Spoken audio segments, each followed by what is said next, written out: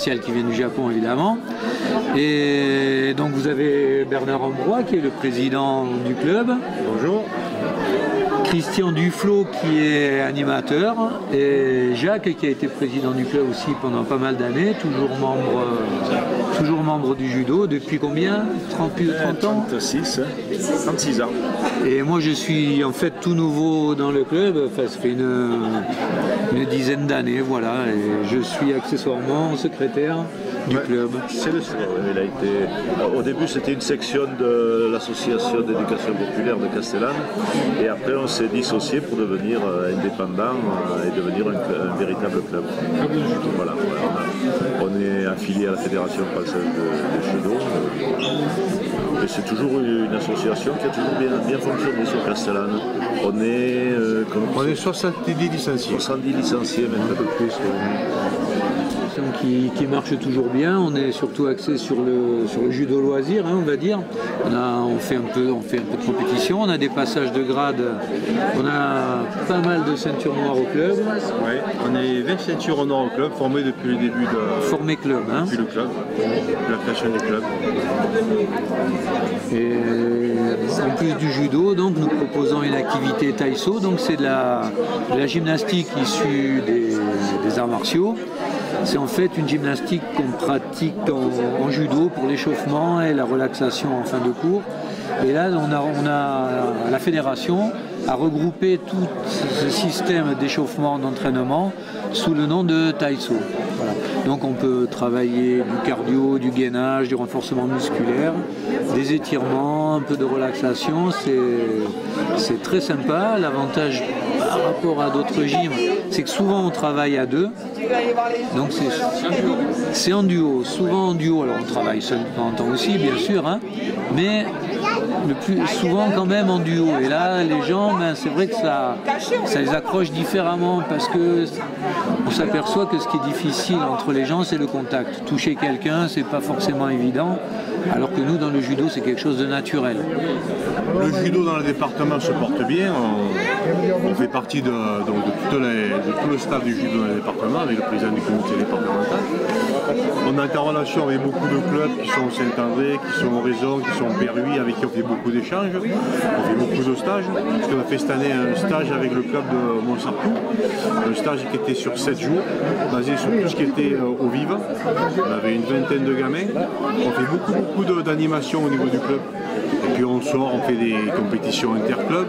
Ça permet de pouvoir fidéliser les enfants et puis rassurer les parents aussi qui ont un club qui est dynamique.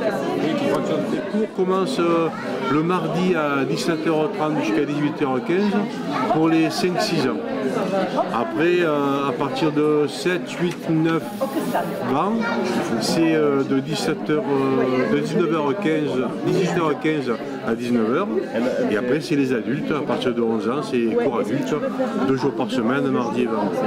Les cours sont à Castellane, à la salle? Oui, sont à la salle de multi-activité. Ouais. Cette année, on a un nouveau professeur, puisqu'on a Franck qui a réussi son CQP.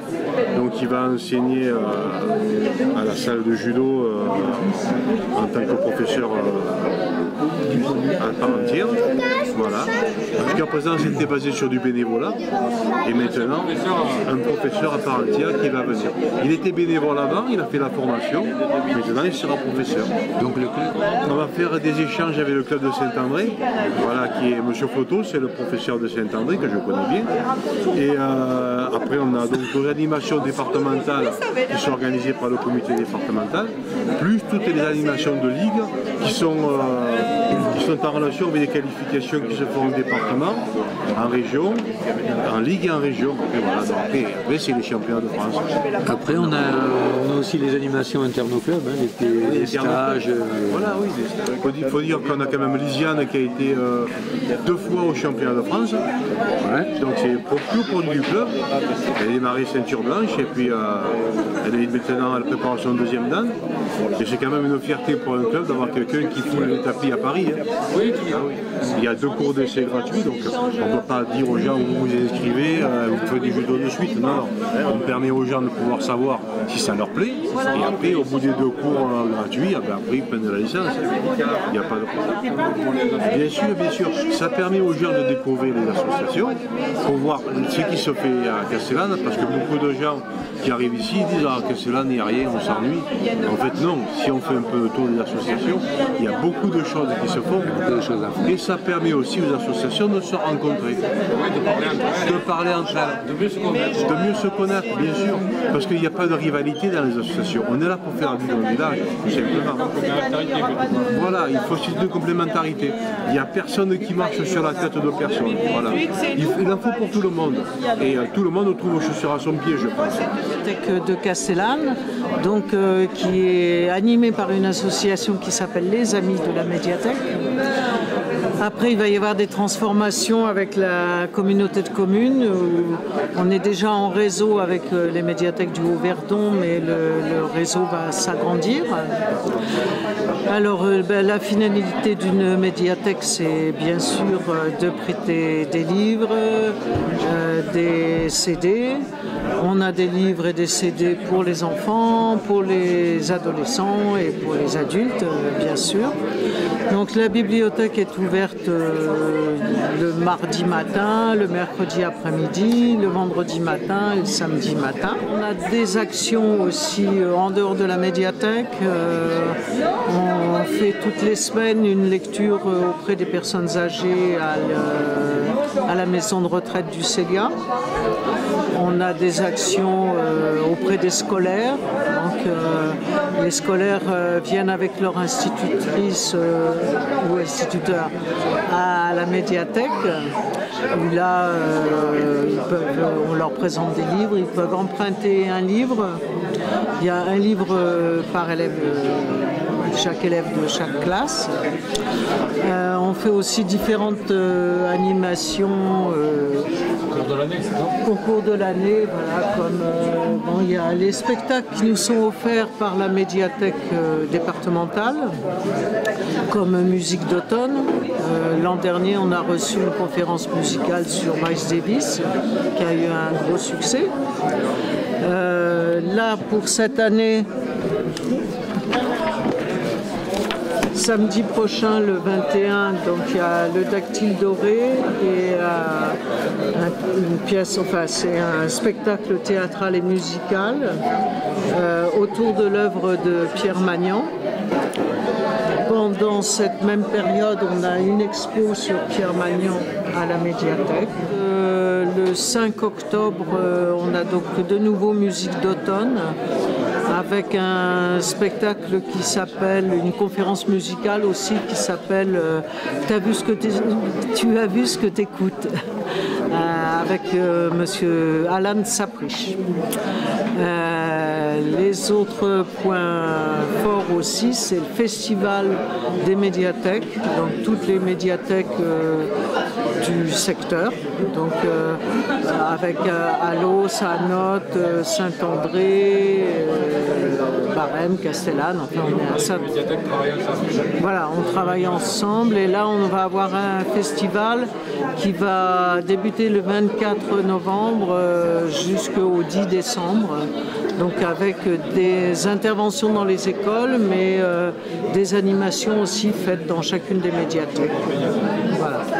Donc oui, ça permet de connaître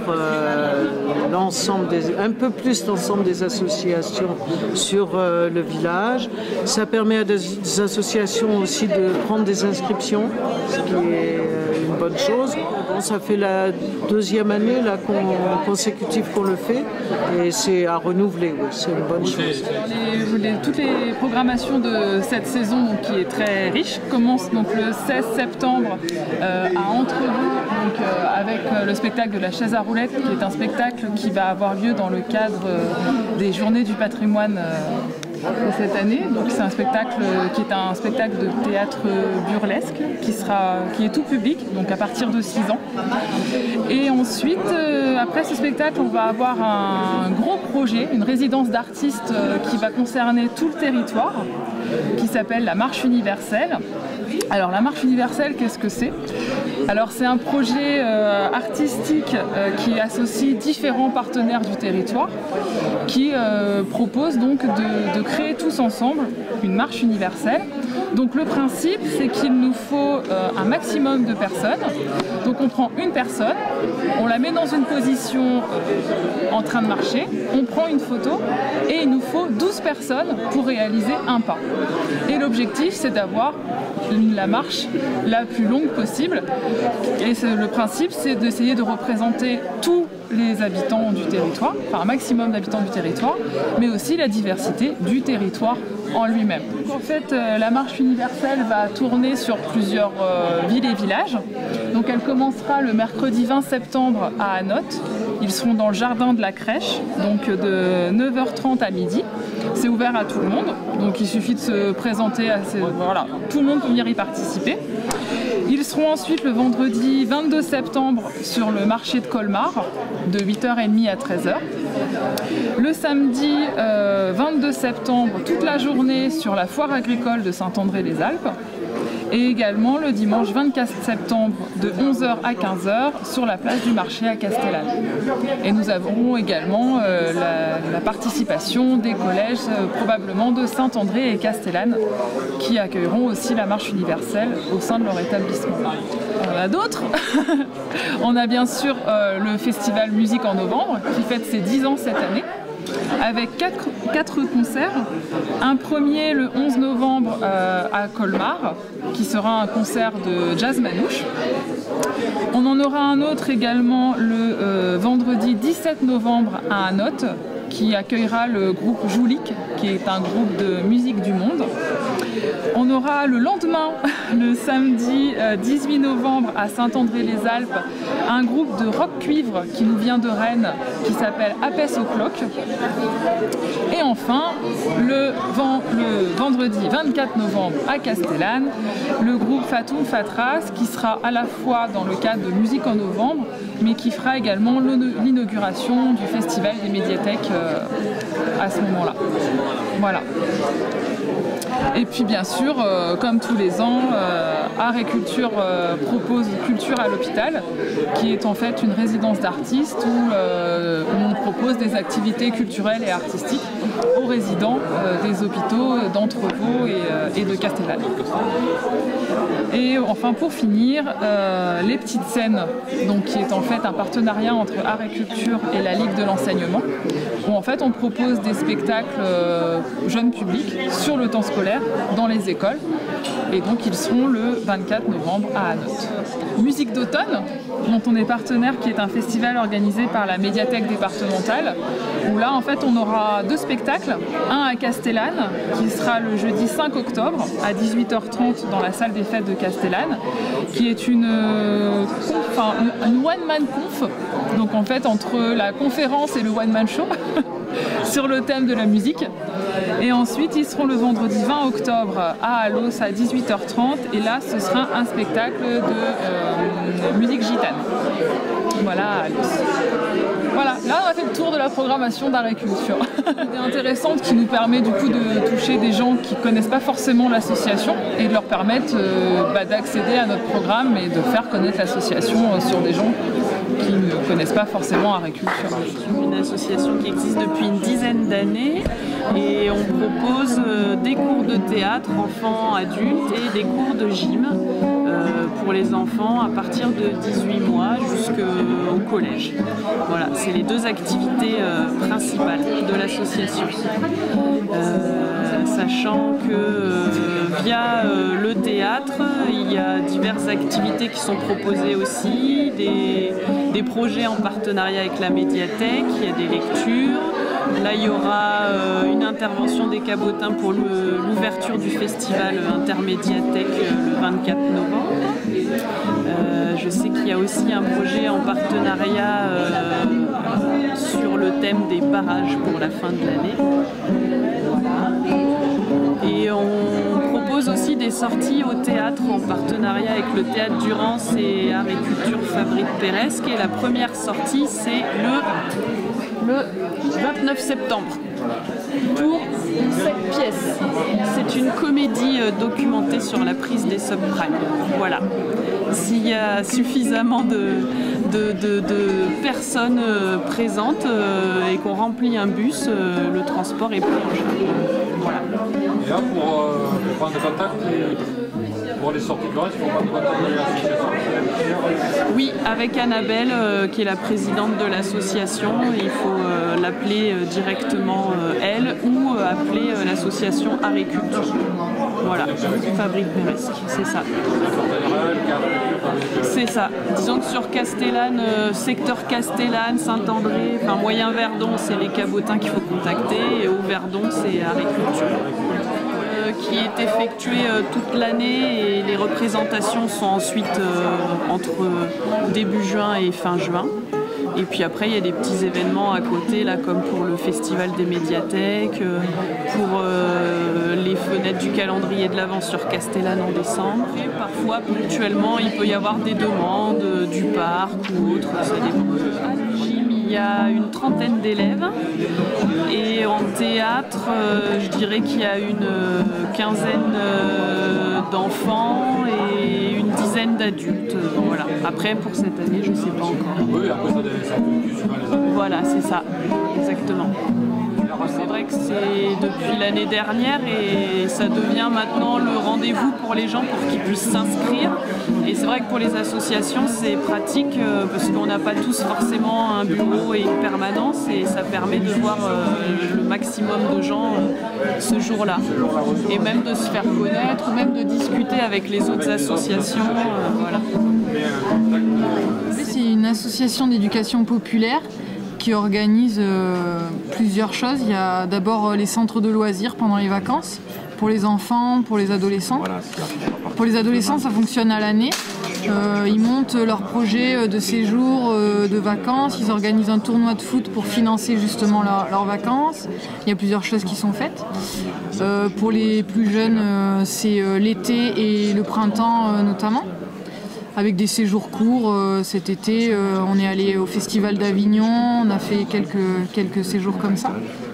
Il y a 14 activités sportives et culturelles toute l'année, après pour toutes les tranches d'âge, pour tout le monde. Ça va du VTT, ski, tir à l'arc, pilates, randonnée, à ce qui est un peu plus culturel avec la chanterie pour les tout petits où on organise aussi des spectacles. Il y a un séjour ski en février à Los et on essaye de plus en plus aussi de faire des événements pour fédérer un petit peu les adhérents. Donc il y a une fête annuelle plus ou moins où on a fait un repas l'année dernière, c'était très convivial. On a organisé un loto, donc il y a le tournoi de foot des adolescents, il y a la fenêtre de l'Avent au mois de décembre à Castellane. On participe aussi avec les enfants du Brico Rigolo. Et des manifestations sportives, des choses comme ça. Voilà. Après, il y a aussi, depuis 2 ans, il y a une base de location de canoë-kayak qui a ouverte pour l'AEP sur le lac au Chéron à Castellane, au bord de la route, là, au local du canoë-kayak, du club de canoë-kayak de l'AEP. Et ça permet, l'argent de la location permet un petit peu de faire tourner le club de kayak toute l'année avec les jeunes et tout ça. Voilà, pour financer un petit peu, parce qu'on a le même problème que tout le monde, un petit peu il faut trouver les ressources financières, humaines, voilà.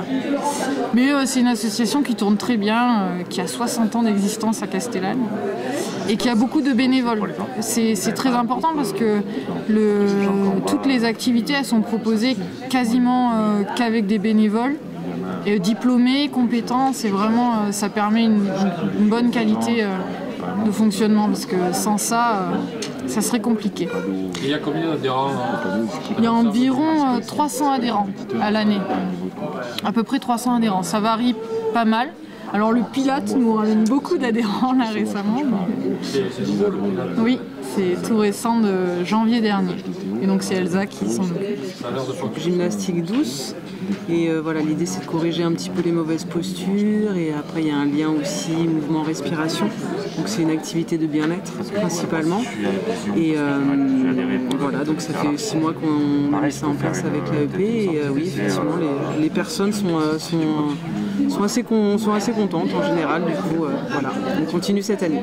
Et là, ça se passe où à la piscine, à la salle? Ça se passe à la salle multi-activité de l'AEP. Et c'est plusieurs fois par semaine? Il y a plusieurs créneaux. Là, on est en train de s'organiser pour en ouvrir d'autres ou pas, voilà, donc en fonction de la demande.